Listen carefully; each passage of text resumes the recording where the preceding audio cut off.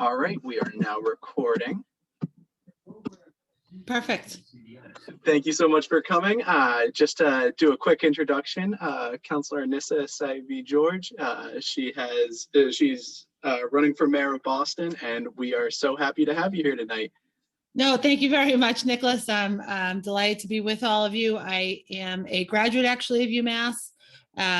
Got my master's degree in education from UMass Boston many years ago. I guess it's been almost 20 years now. It's been a long time, but I'm just grateful to have the opportunity to introduce myself, to talk a little bit about my work on the Boston City Council over these last 5.5 years, talk a little bit about my campaigning, both the first time I ran and my loss, and then my eventual win, and now my run for mayor. And through the conversation around the campaign, also very happy and would like to talk about the work and how those things sort of get together, meld together. I also want to tell you that where I am in my house, I am freezing. So I've got a blanket on my lap and a little bit of a shiver. There must be a window cracked open somewhere.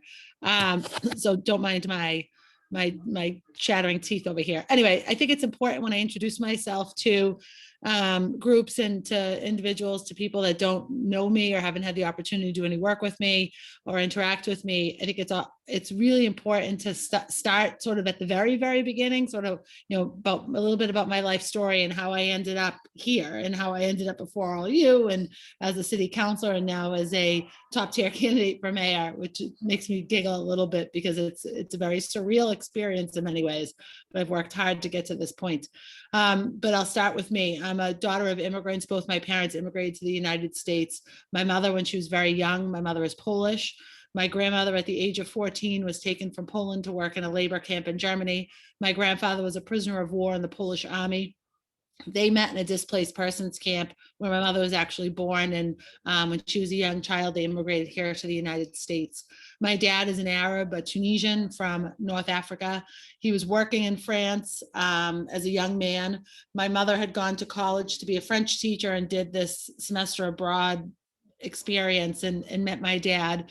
He ended up following her here to the States, to Boston, and never left. And so I'm certainly grateful that my mother met him, that my mother, and decided to make a life with him. For both my parents, their experience, their immigration stories were a little bit different. My mother, as a Polish woman, Polish American, really grew up as an American because she came here so young. My dad, as an older immigrant, speaking some English, but speaking with a very heavy Arab accent. He was a Muslim, created some different challenges and created sometimes some conflict for him, especially here in the city of Boston. But for my parents, what was most important to them, and my grandparents, who were a really important part of my life growing up, for them, the most important thing they could do for me and my brother and my sisters was to provide us with educational opportunity. And, they worked every single day to do that and to make sure that me and my siblings had access to top-notch education. As a high school student in Boston, I went to Boston Tech, which is now the O'Brien. But as a student at Boston Tech, my sophomore year, my dad sort of saw college looming and went to work as a security guard at Boston University so that I could go to BU for free. It was a great gift. It's an everlasting gift. Those of you that are, working on payment plans and preparing for student loans and repaying those loans, I had a great benefit because of the hard work that my dad did. My dad worked at a very low wage, often worked doubles, but for him and for us, it was really access to a high quality education that was different for him. My husband and I have 4 children now. I've got a 16-year-old who's a sophomore in high school. I've got triplets that are 14. They are freshmen. They'll be 15 in a couple of weeks. But again, for my husband and I, education is so critically important. And it wasn't a surprise in my younger years that I ended up teaching in the classroom, and I taught for 13 years here in Boston, and we had just an incredible experience working and teaching and being with young people who I saw very much a reflection of my young self in, and have been grateful over the course of the campaign to actually have opportunities to reconnect with some of my former students. I've done some private town halls with former students to make sure that I'm representing them well and responding to their needs as residents, as Bostonians, but also as former students, want to make sure that I'm very much connected to them. I was teaching for 13 years in Boston, decided to make the leap. It's something I'd always been interested in, always engaged in my community, always interested in politics and municipal government. In fact, as a high school student, I said to my dad that I wanted to run for office someday. And his warning for me was, an Arab girl with an Arab name in this city will never be elected to anything. I used that to fuel me. It motivated me to continue to be involved, to be politically engaged, although I didn't run for office till many years later. 2013, I jumped into the city council race, the at-large race. I lost that first race. There were 19 of us on the ballot. I placed 5th. The top 4 vote getters win as at-large councilors. So I remained engaged. I knew that that role was a very important role for me to continue to explore, to continue to work toward. As a classroom teacher, I also own my small business. As a small business owner, as a parent, as a community member, I knew that my voice, my work, my experiences would really lend themselves to the role of city councilor, and in particular, city councilor at large, and representing the entire city. 2015, I ran again. I was the only challenger in that race. We went from a race with 19 candidates to a race with just 4 incumbents and myself. And in the course of that election cycle, I beat an 18-year incumbent and earned my seat on the Boston City Council. I've served now the last 5.5 years. I'm in my 3rd term. I'm grateful every day for the work I get to do on the city council. I chair the council's committee on education. I'm vice chair of the council's Ways and Means Committee, which oversees the budgeting process and the city's spending. And I'm vice chair of the public health committee. When I joined the council, my first 2 terms, I chaired a committee that no longer exists. It's sort of been reborn into this public health committee. But I chaired a committee called Homelessness, Mental Health, and Recovery. So I spent a lot of my work, a lot of my time focused on education, especially K-12 education here in the city of Boston, have a unique ability to get into the weeds on that issue.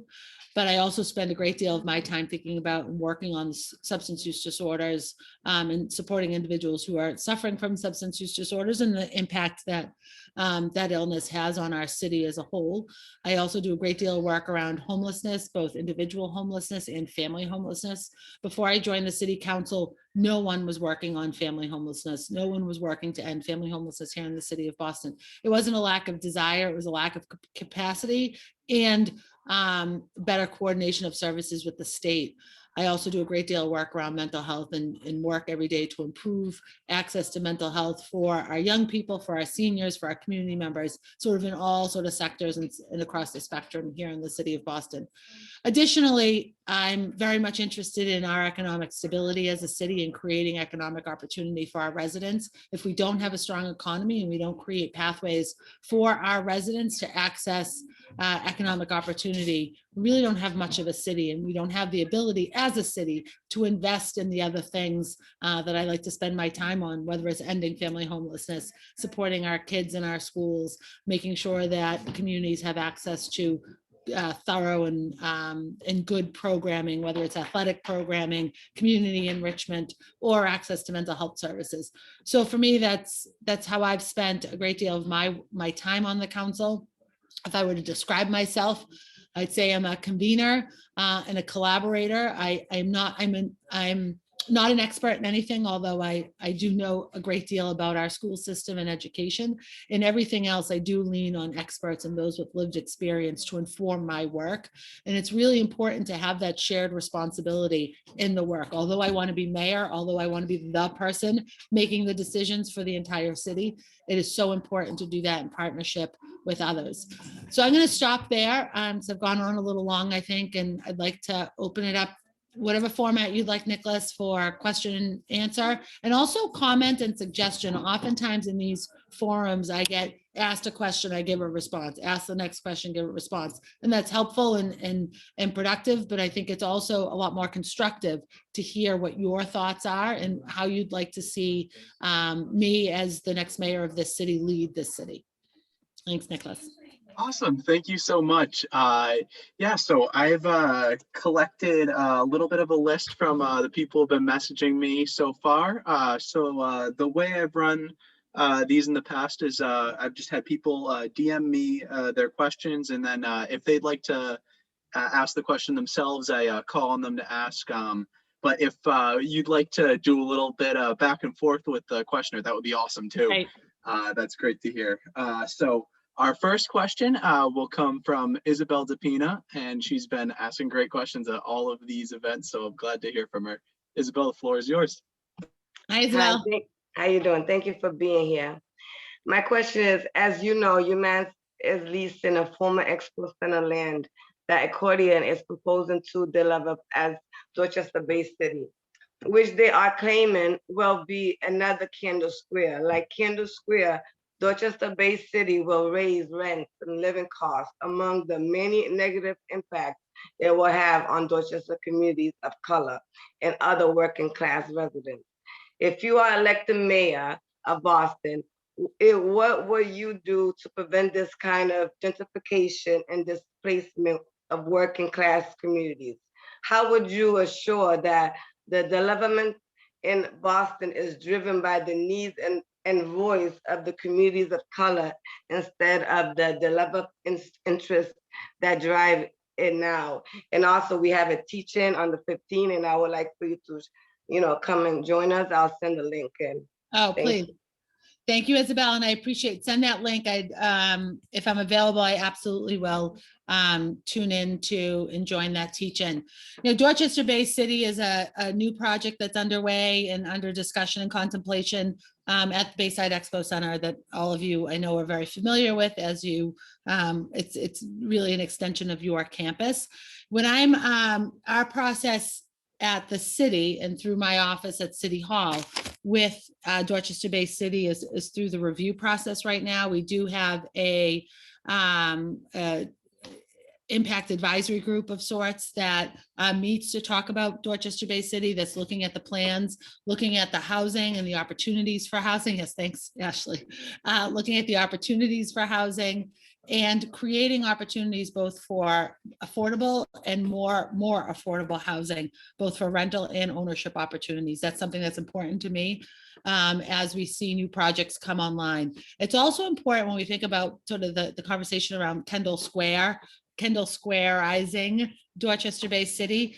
To me, it's about creating opportunities, and we have to make sure that we create opportunities for employment and economic mobility. And so that with that project, there comes a certain level of jobs that are available for our city's residents so that they are able to access opportunities for home ownership,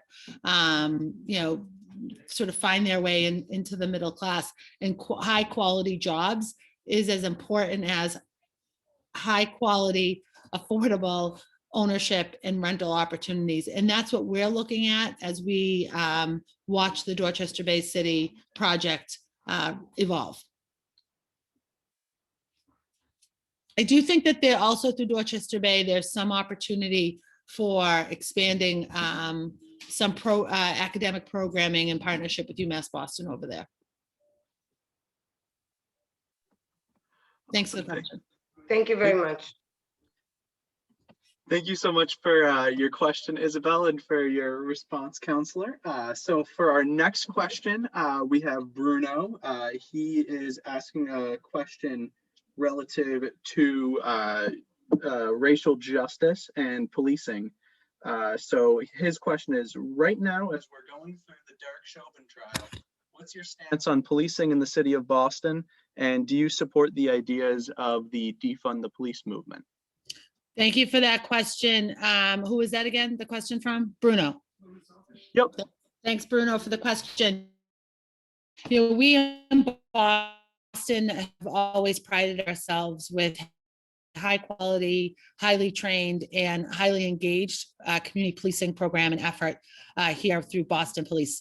And certainly we have a tremendous opportunity, and we've done that at the city level and we've done that at the state level to make sure that we have accountability measures in place when we think about policing, especially here in the city of Boston, but obviously the state work as a citywide effort. I think it's really important that we are both holding our police officers and our police force accountable to the residents of the city of Boston in particular, and that we are working in partnership with them and that they are working in partnership with us as it relates to the policing of our communities, in particular our Black and Brown communities, but across our city. I do believe that we can have a city and a policing force that is both just and creates opportunities for safety across our city. Public safety, when I think about the role of government and I think about the role of me as mayor and as leader of this city, there are a few things that I truly am responsible for. It is public education and creating access and opportunity to high quality education for all of our students across the spectrum. It's creating access to solid public health and making sure that we are responding to the healthcare needs of our residents across the board. And it's also, when we talk about roads and infrastructure and transportation, those are all responsibilities of the government, as is public safety, and making sure that we are making our communities safe across the board is critically important for me as mayor. And that work needs to happen in partnership with both the community and our policing agency. Over this last year, through some of the debate and conversation around our city's budget, we were able to invest additional funds in a co-response model that I've been a proponent of since I joined the council in 2016. When I joined, we had 2 mental health providers that worked in partnership with Boston Police to respond to any resident who was having a mental health crisis and wasn't getting the services they need. Then Councilor Presley, not now Congresswoman Ayanna Presley, was my colleague on the Boston City Council, and her and I worked together to right-size that, or upsize that, it's not right-sized, to 4 providers. In this last budget cycle, I was able to increase that to 19, and 19 mental health professionals who are working in partnership with Boston Police, responding to a crisis that may be happening in our neighborhoods with our residents, but also being much more proactive in connecting with high utilizers of the 911 system. Because oftentimes when families are calling for a loved one who is in crisis, who is in need, it is often because there is a lack of stable housing. There is inadequate healthcare happening and not enough access to primary care. Maybe they're unable to properly fill their prescriptions, or maybe they need access to a pharmacologist. There are just so many pieces that a social worker, that a highly trained mental health provider can do for our residents who are in need, and limit the need for a police response to what's really not a policing issue. Thanks for the question, Bruno. Awesome. Thank you so much for your response there. Those co-response models are something that have definitely been in the news, and I've really loved to see, and I really love to see that reform come into Boston. Thank you for your work on that. Well, Boston's actually been a leader in the co-response model. We just haven't done it to the extent we should be doing it. And I've looked at a couple of models nationwide and looking to make sure that we're also expanding that beyond co-response with police, because we know our EMS, for example, respond to thousands every year of EDPs, emotionally disturbed persons calls. And we know who our residents are that are most in need, who don't have proper access to healthcare. I've actually been working on an ordinance that would form a special commission around mental health services, so that we are looking very holistically at our city's efforts to connect every resident with appropriate mental health care. Mental health care should be on par with physical health care, and there's federal and state laws mandating it as such, but we know that the parity doesn't exist. We need to make sure that we have mental health providers in our schools. We need to make sure that we have them in sort of non-traditional settings, so that they can connect with communities that maybe won't easily or comfortably access mental health care services because of the ethnic issues, and when we don't have providers that are able to provide culturally competent care, residents won't access that care. I laugh about, sorry, it's gonna take something from the dog. I laugh about, I giggle a little bit when I think about a person's ethnicity and their race and their gender and their age, and how that could impact someone from not accessing appropriate care. And a lot of that is often based in culture. A lot of that is often based in, unfortunate experiences based on your racial identity, based on your gender identity. And we need to work beyond that. Thank you. Awesome. Thank you so much. So our next question is going to come from Macy, and she's asking a question about public transit. So Macy, the floor is yours. Thank you. And thank you for being here. I greatly appreciate the time that you're dedicating to this. So my question is, public transportation is a large expense for college students on top of tuition and fees, which causes additional stress for students. Do you plan on either subsidizing transportation costs for students or making public transit free for all? So there's certainly a lot of effort around making, Maisie, thank you for the question too. There's lots of effort around making transportation free for all. Mass transit here in the city of Boston and across the Commonwealth is a multi-billion-dollar industry that operates at great loss every year, and we continue to see cuts in services. We continue to see a rise in costs, and that is something absolutely that we have to get a handle of. Boston just recently, there's some efforts to get us additional representation on the fiscal management board, which is critically important. We need to be looking at creating some of our highly utilized bus lanes as free bus lanes. I think that's a real opportunity, especially to connect some of our poorer communities to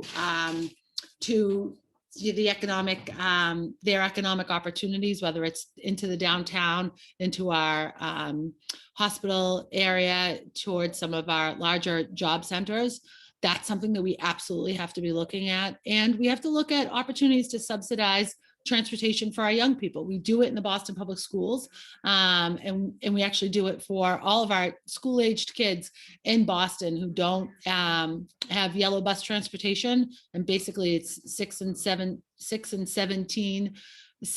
and 7th graders and up don't access yellow school bus transportation. So we as a city provide them with T passes.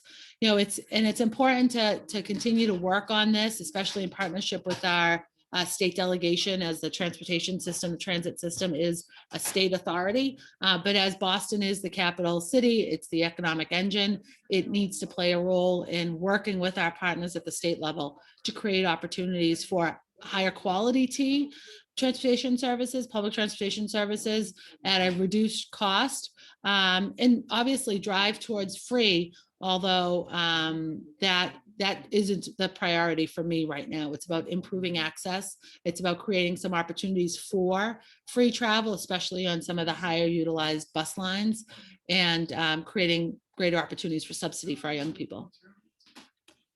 Thanks, Maisie. Awesome. Thank you so much, Macy, for your question there, and Councilor for your response.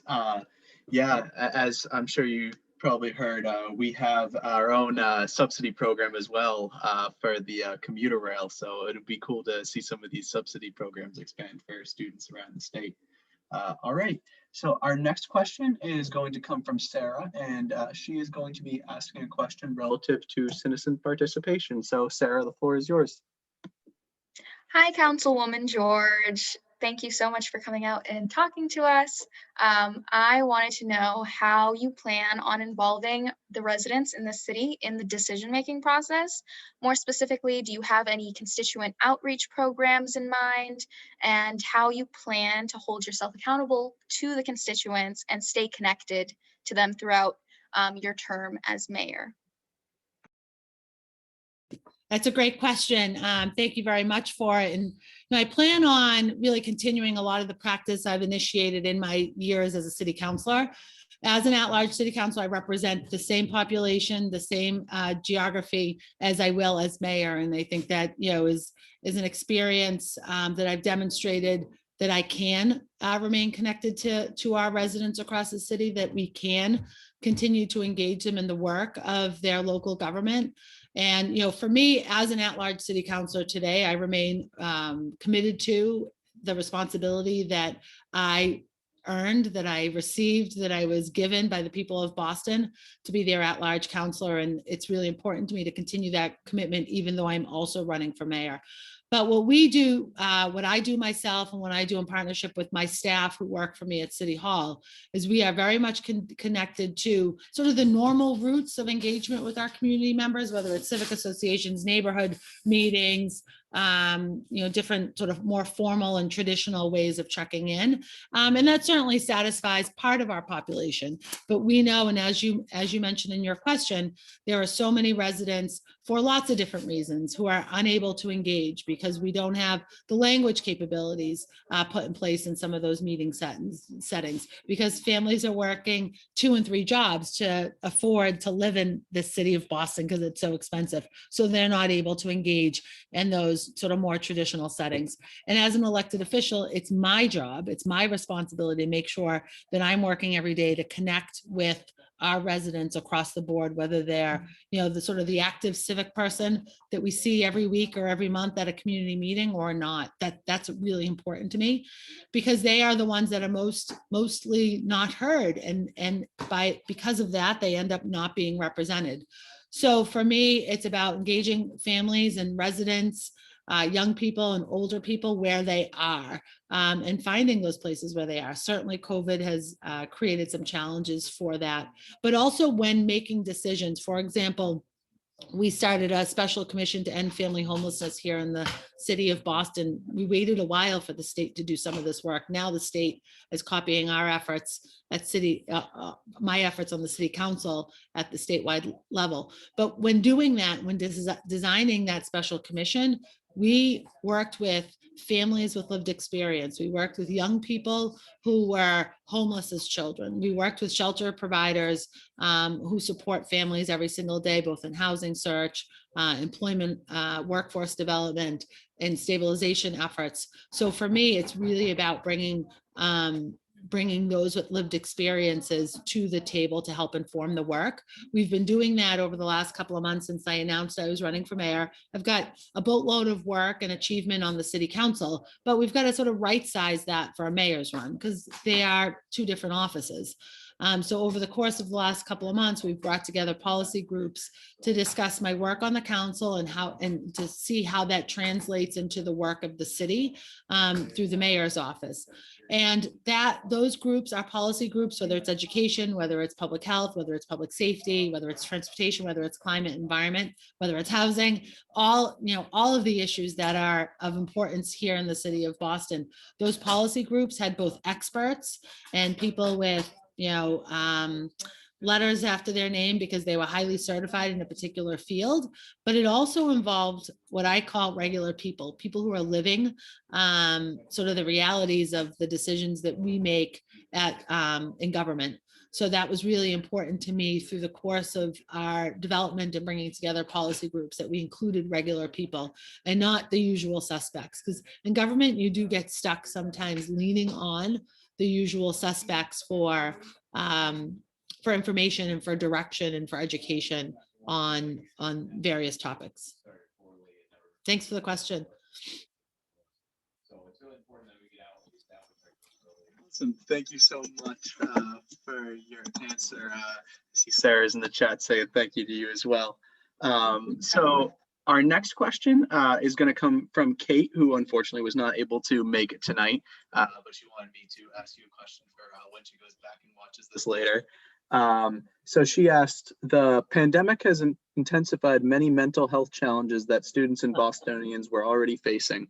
How do you think you can improve mental health resources and make them more accessible? And I know you already touched upon this a little bit. I'm glad that Kate asked that question, though, because it's such an important one for us to continue talking about.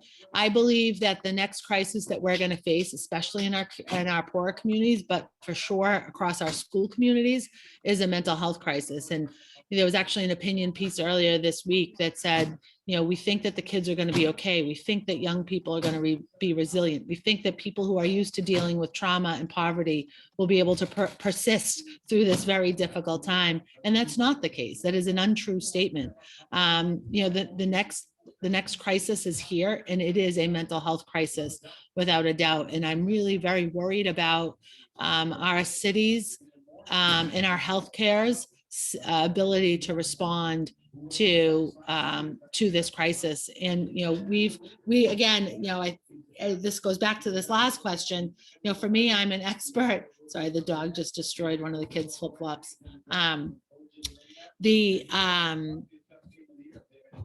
So mental health was always so important. Sorry, I lost my train of thought there for a second. Mental health and creating better access to mental health has always been really important to me. And I can say that it's important to me. I can have a certain passion about it, but I need someone to help me get from passion to deliverable. And that's a really important, I think a distinction that I've made between myself and some of my colleagues in this race is that we can talk about the issues, but we've got to be able to deliver the results on the other end and do the work in between grand idea and hashtag and outcomes for our communities, outcomes for our residents, outcomes for our kids. So on the mental health piece, similar to the family homelessness piece, I brought together mental health providers, but I brought together providers that worked in public practice. So they work for the Public Health Commission or they work for the Boston Public Schools, providers that worked in community-based programs and community health center sites, people that worked in private practice. And then we also made sure to bring in individuals who are providing care, inpatient and residential treatments, and then also across the age spectrum, because a lot of our work and a lot of my work honestly does sort of land with our school age children, but mental health touches all of our families, every member of our society in our city. It touches them in a different way, and we need to make sure that we have a response in place to respond to their unique needs, regardless of or considering age, racial, demographic, gender. Again, we talked a little bit about that, but all of those things play a role in an individual's ability to access high quality mental health care. And also whether their housing status, if an individual is experiencing homelessness, that's going to have a different impact on their ability to access not just physical care, but mental health care as well. So for me, it's that group that is outlining the needs that we have. And it's about having more providers available. It's about having providers available where our residents are, but it's also about having college programs that are supporting students through the course of their study. It's about working with the state to make sure that when a provider passes their boards, if they're a licensed clinical worker, that they are able, that we can get them their license in hand quickly so that they can start treating and caring for their patients.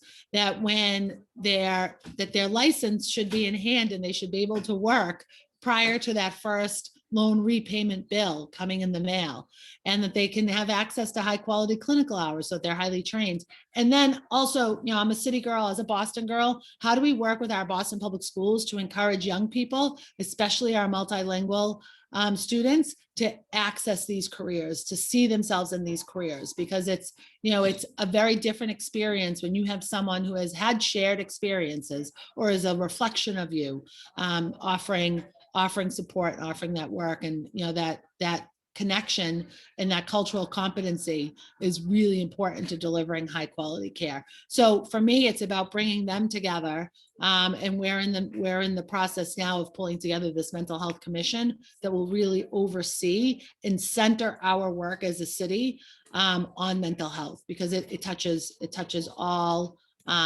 facets of our life. I work to make sure that we had a full-time nurse in all of our school buildings, and now we are working to make sure we have a mental health provider in all of our school buildings. That needs to eventually be extended to community-based organizations and community centers. I've also done a great deal of work around making sure that our city's workers have access to mental health services. They get their health insurance through their employment as a course of their employment with the city. We should also be making sure that we're caring for the men and women who work for the city of Boston and their families. And that's making sure that there's high quality health care available for them. Awesome. Thank you so much. Yeah. Mental health care hits close to home for probably everybody. I can't imagine there's anyone out there who doesn't, as you said. But awesome to hear your be able to go into a little more depth on that issue. It's obviously so important to you. So our next question will be from Richard, and he'll be asking a question about the opioid crisis. So Richard, the floor is yours. Hi, Richard. Hi, Councilor. Thanks so much for being here, first of all. You sort of kind of answered a little bit of my question in your previous answer, but I wanted to continue this discussion on public safety, because I think you're right. It is an important discussion to have. The lack of affordable housing in Boston has resulted in significant homelessness over the last decade and more. And at the same time, the opioid crisis has ravaged our city. and left a very lasting impact on a lot of our surrounding communities. And these are just two of the many issues that oftentimes go hand in hand and have serious public safety implications. With these problems being exacerbated during the pandemic, what have you done as counselor, and at the same time, what will you do as mayor to ensure that our most vulnerable communities are looked after and have the resources they need to recover and get back on their feet?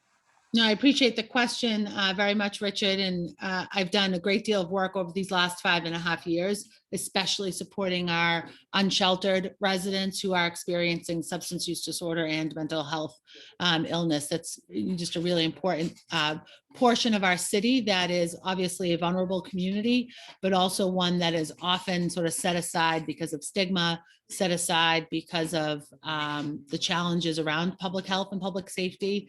And, you know, quite honestly, because of some of the implications they have on the communities in which they are. And when we think about the area of Mass and Cass is one that we often point to at Mass Ave and Melnia Cass Boulevard by Boston Medical Center as sort of the epicenter of the opioid crisis and the challenges it brings when we think about mental health, when we think about homelessness, we think about the opioid crisis and substance use disorder. It sort of lives there and we can see it on full display. But it is a challenge that faces all of our neighborhoods across the city of Boston, and it's one that needs a regional approach. You know, in my time on the council, when I joined the council in 2016, about 40% of the individuals who found themselves at Mass and Cass and in our shelter, engaged with our shelter system, were not originally from the city of Boston. They were trying to access programs at other places and ended up in Boston because Boston does provide a plethora of community-based programs, of mental health programs, of different various therapies, and our shelters. Now that number is over 65% of individuals come from outside the city. And it's not, and I don't share that because I don't want to care for people that come from other cities. Boston does this work, but Boston's system of care, our continuum of care when helping individuals who are experiencing homelessness, who are dealing with substance use disorder and mental health issues, this system of care is collapsing right before us.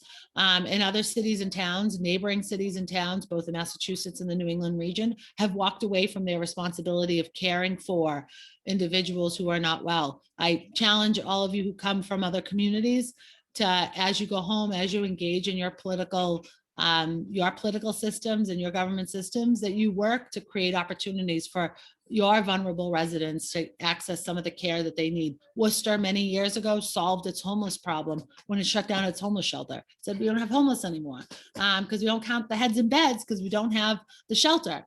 And you know, as mayor of Boston, as a city councilor in Boston, I have long held to, you know, as a value for me is I will care for the people who come to our city seeking help. We just need help doing it. I'm a proponent of rebuilding the Long Island Bridge, although that's years away, and making sure that we truly build a recovery campus, not just simply a night shelter to hide people overnight, but that we're really creating opportunities for wellness. I'm also a believer in the work that needs to be done to connect. We actually had a listen and I do these Facebook Live things now because we're stuck in virtual land because of COVID. And this idea to connect detox with longer term recovery beds, that they are two separate systems, that they're critical to each other, yet they are disconnected when they deliver services, and how we've got to change that system. And this also needs to happen in collaboration with, you know, between the city government, between the state government, our state house folks, and our federal government, that this has to be a multifaceted approach to respond to the public health needs of some very vulnerable residents. But it's also a public safety issue. When we think about the challenges with excessive drug use, when we think about the challenges of an ever-changing drug market, we think about the shift from heroin to fentanyl to now fentanyl with crystal meth. We're seeing a lot more testosterone on the street. We're seeing some very unusual trends happening within our communities that are experiencing substance use disorder, and people are dying because of it. So we have to move with certain urgency.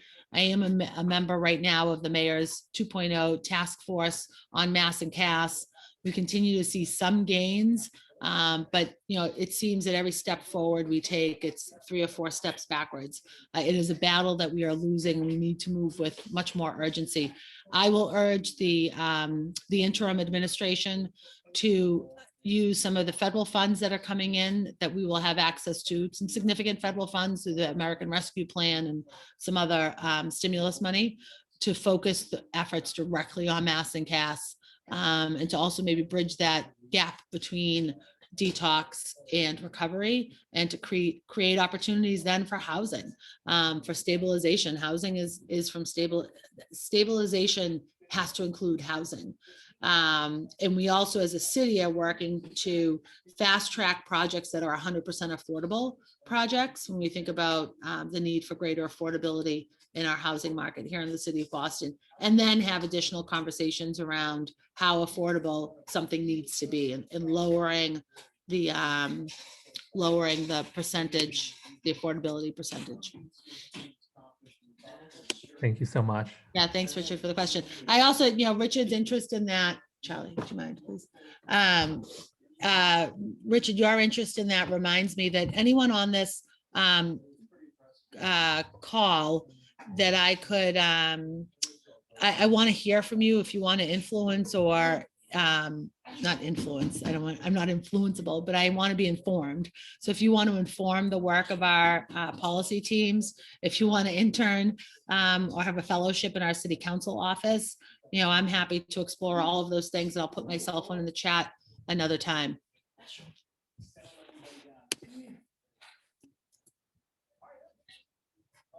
Awesome. Thank you so much for your response and for your responses to all our questions tonight. I just realized that it actually went a little bit over the time you were scheduled for. My bad there. Oh, that's okay. No, that's fine. I have a few more minutes if we want to get through another question or two. Oh, awesome. Thank you so Yeah. much. Yeah, we did have another question on our, actually, we had another couple questions on our list. Maurice, who is a good friend of mine, thank you for coming tonight. He was asking about how, as mayor of Boston, you can help to address the problem of mass incarceration. We got a big public safety night tonight. It's a great question. It's certainly something that, as a city councilor, I've engaged. Hold on one second. Can you stop, please? Can you do this? Sorry, one of the kids is aggravating the dog. So, we've had our local Suffolk County Sheriff, Steve Tompkins, has been a really good partner in the work around collaborating on some different efforts, especially around the substance use disorder piece. We know that many of our residents who become incarcerated, they're oftentimes also dealing with a substance use disorder, also often dealing with their own trauma, often also dealing with issues of poverty that have sort of led them on this path. I think that it's really important that the mayor of Boston in particular have a very strong working relationship with our county officials. But it really does, when we talk about mass incarceration, we talk about incarceration in general, it really does go way back to before any sort of offense was made. And it's, inadequate housing, it's no access to economic opportunity, it's sort of the experience of trauma, it's the experience of poverty, it's the experience of systems that have set people aside, and almost always Black and brown people aside, whether it's systemic issues within our education system, our transportation system, as I mentioned, our housing system, certainly our healthcare system. All of these challenges create sort of that pipeline into the criminal justice world, and there's no justice in that. And for me, especially as a former educator and chair of the education committee, we see one of those direct pipelines when we talk about the school to prison pipeline going right through our separate special education classrooms. And that to me is a place that we can fix. That's, would be my job, my responsibility when we fix that. We've been doing that work on the council to end that. And as mayor, using that authority and that power as mayor to do even more of that work would be important to me. But sort of big picture, you have to work in collaboration, both with our House of Correction to avoid incarceration as much as possible, certainly work with our district attorney's office, but more importantly, go way back and work on the issues of trauma and poverty. And that is the role and responsibility of the mayor of Boston. Awesome. Thank you so much. And do you have any more time for one more One question? more, let's go for one more. Awesome. Awesome. We've got one more question that I wanted to Totally make. destroyed the flip-flop, so it's good. Oh, sorry you weren't able to save it. But all right, so our last question will come from Isabella Pereira, who is a member of UMBCD, and I'm so glad she gets to ask a question. Hi, Isabella. Hello. So first off, I hope everything goes well with your campaign this year. Thank you.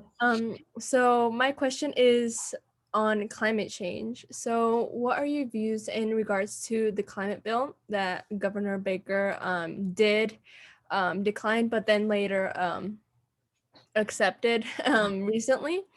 Do you believe climate change and global warming should be a main concern for legislators and other Boston and Massachusetts government officials to focus on?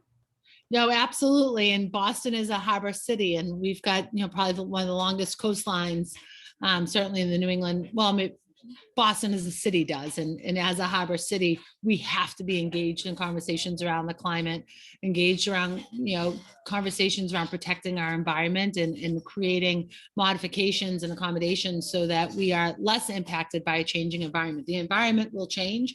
There are things that we can do to slow change. There are things that we can do to create more positive change, but Boston can't do it alone. It has to be done. Boston can do, net zero building.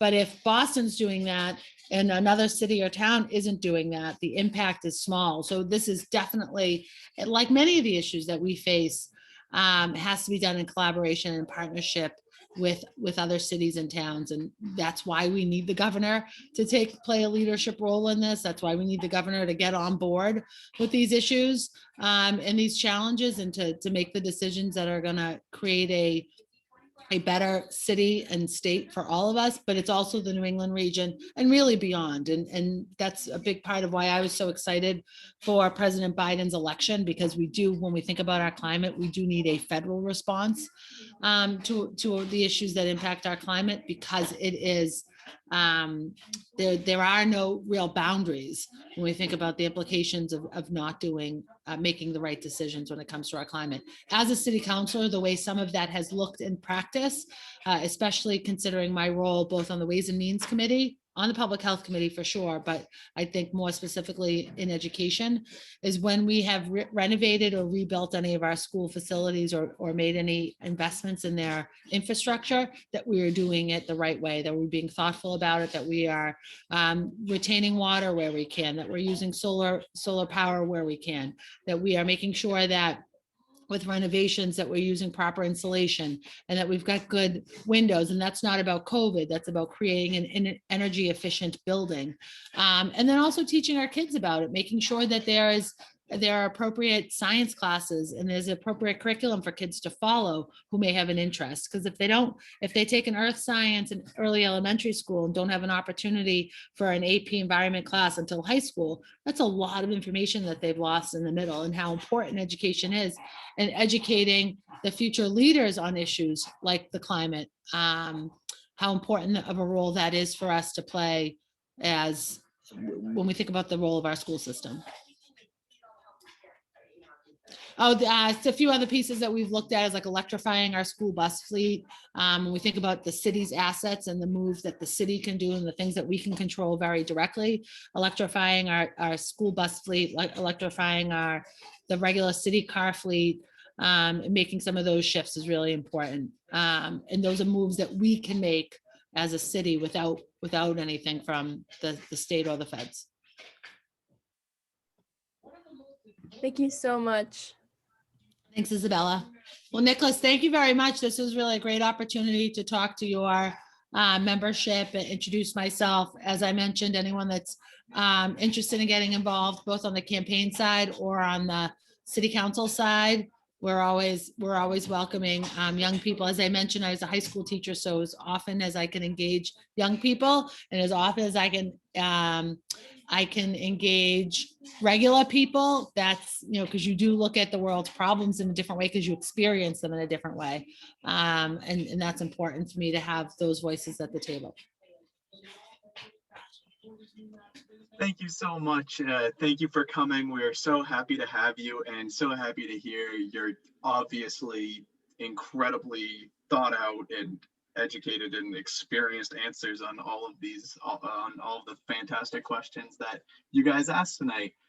So now I'd like to pass the floor to the campaign to give us a little bit of information on those volunteering and job or whatever opportunities you guys would like to offer to students. Hey everyone, my name is Maura Hayden and I am the counselor's deputy campaign manager. So I just sent a link in the chat that has our volunteer information, so feel free to click on that if you have ever any interest in volunteering. We also host phone banks every Tuesday and Saturday. You can find information at that link that I sent for those phone banks. We would love to have you. It's the best way to reach voters and engage in the democratic process. So there's always that opportunity. I'm also going to shoot my own my campaign email in the chat. If you ever want to get engaged, along with volunteering, we also have internship opportunities. And then finally, we have a policy email that we check regularly. So if you ever want to help inform the campaign and guide our policy, we have that email available. So if you ever want to shoot us your your thoughts, your experiences, any policy ideas, like Annissa said, our campaign is really based on collaborating. So we would love to hear from you. And I will send that in the chat now.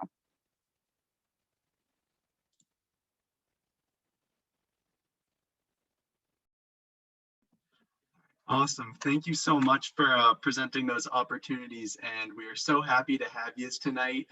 You guys did an amazing job. We love to hear about all of your campaigns and all the opportunities students have to get involved.